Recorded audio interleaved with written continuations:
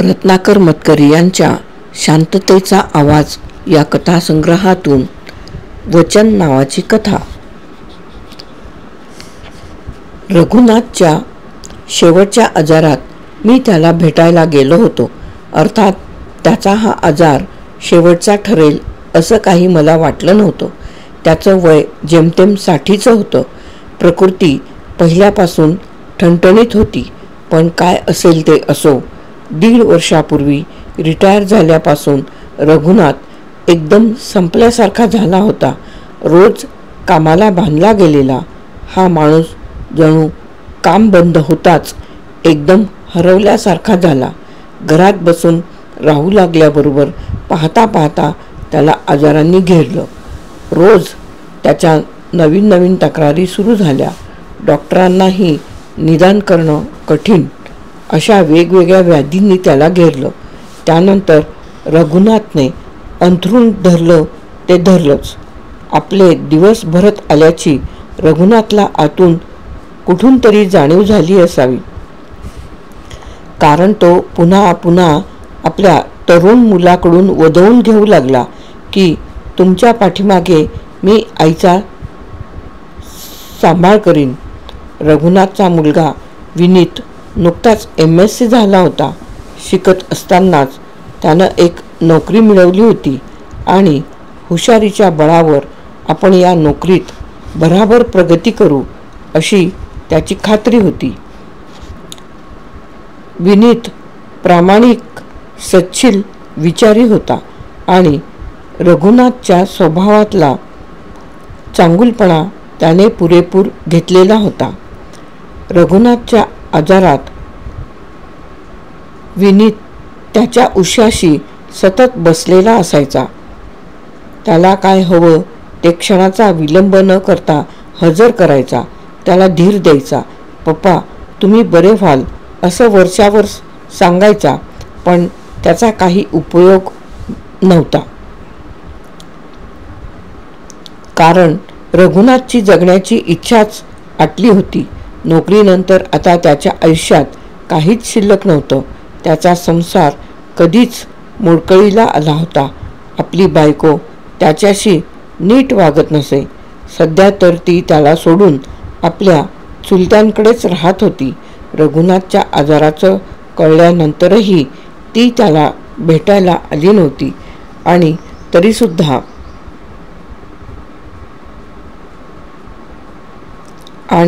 तरीसुद्धा रघुनाथ विनीतकडे वचन मागत होता की तुम्ही गेल्यानंतर मी आईला सांभाळीन. दिलं वचन. विनीत एकदा माझ्यासमोरच म्हणाला, असं नुसतं नको, हातावर हात ठेवून दे.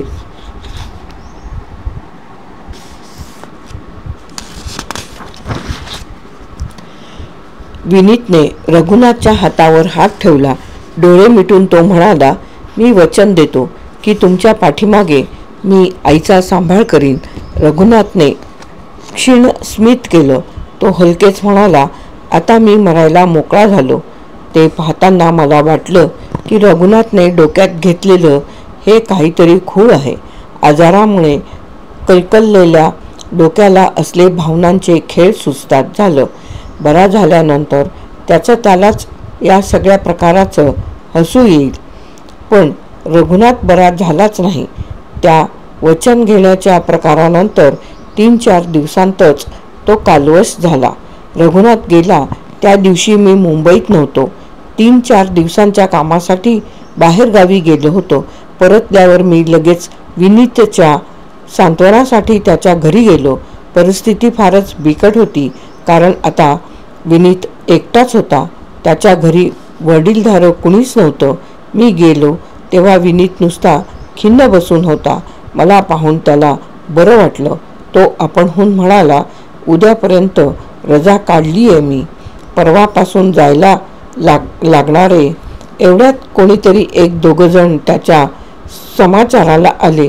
विनीत त्यांच्याशी जरुरीपुरतं बोलला. मी बसून राहिलो. ते लोक रीतीचं बोलून निघून गेले. ते गेल्यावर मी विनीतला विचारलं, आई नाही आली भेटायला? विनीत म्हणाला, अजून तरी नाही. ती अजिबात आली नाही तरी मला आश्चर्य नाही वाटणार. मी काहीच बोललो नाही. मग विनीतच एकदम बांध फुटल्यासारखा बोलू लागला. तुम्हाला पुरती कल्पना नसेल भाऊ काका, पण आईने पप्पांना फार छळलं. पप्पा मात्र मूर्खासारखे तिच्यावर जन्मभर प्रेम करत राहिले. मूर्खासारखं म्हणायचं कारण की त्यांनी वेळीच तिला सोडून दिलं असतं तर त्यांचा कितीतरी मनस्ताप टळला असता, त्यांचा आणि माझाही. मला आईने अंगावर कधीच पाजलं नाही. त्याचंही काही विशेष नाही, पण साधा मायेचा हातही अंगावरून फिरवला नाही तिने कधी. अगदी कोरडेपणाने गरज पडेल तितकंच करायची ती माझ्यासाठी. मी 3-4 वर्षाचा असताना पप्पा फिरतीची नोकरी करायचे. 4-4 महिन्यांनी त्यांच्या बदल्या व्हायच्या. मी तेव्हा कशाने कोण जाणे अतिशय अशक्त झालो होतो. म्हणून त्यांनी मला आणि आईला 2 वर्ष कोकणात ठेवलं होतं. आजोबांच्या घरी आजी न आजोबा माझे खूप लाड करायचे, पण आई अंघोळ घालायची तेवढंच. एरवी तिने कधी जवळ घेतले नाही. झोपायला सुद्धा मी आजीकडे असायचो. यावरनं आजी न आई यांची खूप भांडणं व्हायची. आजी म्हणायची, सुनंदे, पोराला अगदी जवळ करत नाहीस, हे चांगलं नाही. त्यावर आई म्हणायची, कशाला, तुम्ही करताय त्याचे लाड, तेवढं पुरेसं नाही वाटतं. आजोबांनी मध्ये पडून सोडवीपर्यंत दोघींचं भांडण चालू राहायचं. मला त्यावेळेस त्या भांडणाची मजा वाटायची. आता विचार केला तर राग येतो आईचा. एकुलता एक मुलगा मी, का असं कोरडेपणानं वागावं तिने माझ्याशी. पण तिचा तरी काय इलाज. कोरडेपणा तिच्या स्वभावातच होता ना. पप्पांशी ती कधी प्रेमाने वागल्याचं मी तरी पाहिलं नाही. सतत काहीतरी बिनसलेलं असायचं तिचं. ते ऑफिसातून दमून आले की झालीच ती आदळआपट सुरू. त्यांनी शक्य तेवढं शांत राहून काय झालं विचारावं तर ती सांगायची सुद्धा, टाळाटाळ करायची.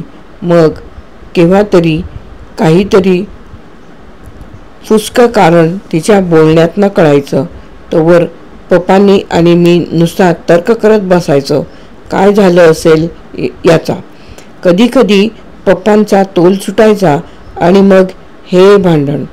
आईची आदळआपट, वस्तूंची तोडमोड, धडाधड दारं लावणं, रडत बसणं, दिवसेंदिवस अबोला धरणं. तेव्हा मला सवयच झाली होती या सगळ्यांची. पण आता वाटतं पप्पांनी हे सहन करायला नको होतं. सोशिकपणापायी त्यांचे स्वतःचे हाल तर झालेच, पण मलाही कडवट वातावरणात लहानाचं मोठं व्हावं लागलं. पुढे पुढे तिचा चमत्कारिकपणा वाढतच गेला. ती स्वतःचं जेवण वेगळं करायला लागली. पप्पा आम्हा दोघांसाठी डबा सांगायचे. मला चांगलं आठवतं, माझी 10वीची परीक्षा होती. पेपरच्या वेळेपर्यंत डबा येत नसे. दुपारी सेंटरवर पप्पा स्वतः जेवण घेऊन यायचे. आई स्वतःपुरतं तयार करून राखायची. आई स्वतःपुरतं तयार करून खायची. मला तेव्हा वाटायचं की आईचा स्वभाव असा आहे, त्याला कुणाचा काय इलाज. आणखी मोठं झाल्यावर माझ्या लक्षात आलं की तिला सोडचिठ्ठी देणं हा इलाज होता, पण पप्पांनी तो वेळीच केला नाही.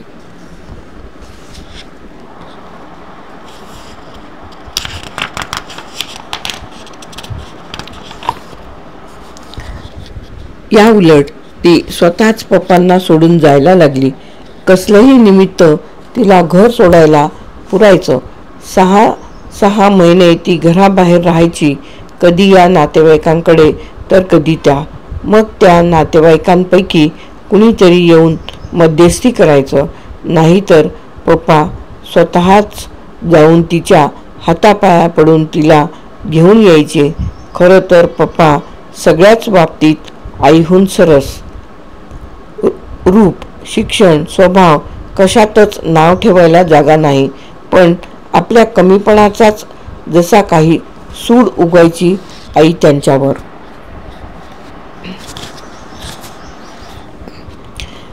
गेलं वर्ष दीड वर्ष आई घर सोडून तिच्या चुलत्यांकडे गेलीये.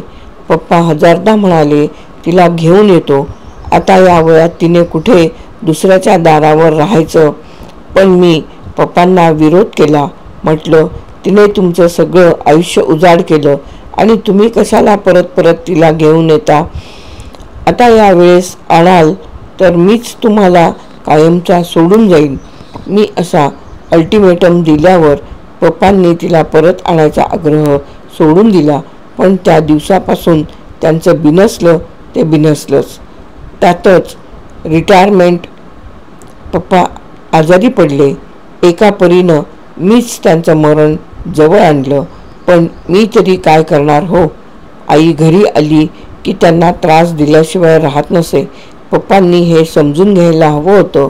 माझ्यावर सूट घेतल्यासारखं असं निघून जायला नको होतं. एवढं बोलून विनीत रडायला लागला. मी त्याची बराच वेळ समजूत घातली. कधी कधी आपण निर्णय घ्यायला मोकळे नसतो. परिस्थितीच ते निर्णय घेते. आपण त्याचा दोष स्वतःकडे घ्यायला नको असं सांगत राहिलो आणि अचानक माझं बोलणं तुटलं. हातात एक बॅग आणि पर्स घेऊन विनीतची आई दारात उभी होती. तिला पाहताच विनीत चमकला. मग एकदम ओरडला, आता आत आलीस तर बघ, मुकाट्यानं आल्या पावली परत जा. विनीतची आई दारातूनच म्हणाली, मला कसं घालवशील तू. या घरावर माझा हक्क नाही वाटतं. हक्क कोर्टातून मिळव. विनीत ओरडला. लक्षात ठेव, मी पण पप्पा नव्हे तुझं चालू द्यायला. काही वाटायला हवं तुला त्यांचं नाव घ्यायला. ते मला नेहमी सांगायचे. विनीत, तुला माझ्यानंतर काही कमी पडू द्यायचा नाही. मी वचन घेईन त्याच्याकडून. तसं दिलंस की नाही त्यांना वचन. हो, मी पप्पांना मरताना वचन दिलंय. विनीत म्हणाला. त्यांचा जीव शांत व्हावा, त्यांना सुखाचं मरण यावं म्हणून मी वचन दिलं. पण मी ते मोडणार आहे. तू चालती हो.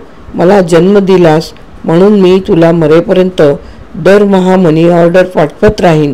बस, तुझा सांभाळ वगैरे करण्यासाठी मात्र मी स्वतःला बांधून घेणार नाही. समजलं. मरणाऱ्या माणसाने वचनं घ्यावीत आणि जगणाऱ्याचं आयुष्य काळवंडून टाकावं हे मला मान्य नाही. जा तू.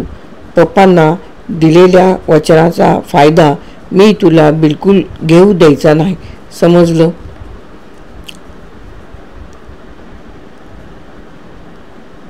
मरणाऱ्या माणसाने वचनं घ्यावीत आणि जगणाऱ्याचं आयुष्य काळवंडून टाकावं हे मला मान्य नाही. जा तू. पप्पांना दिलेल्या वचनाचा फायदा मी तुला बिलकुल घेऊ द्यायचा नाही. समजलं. कथा समाप्त. वचन नावाची कथा समाप्त.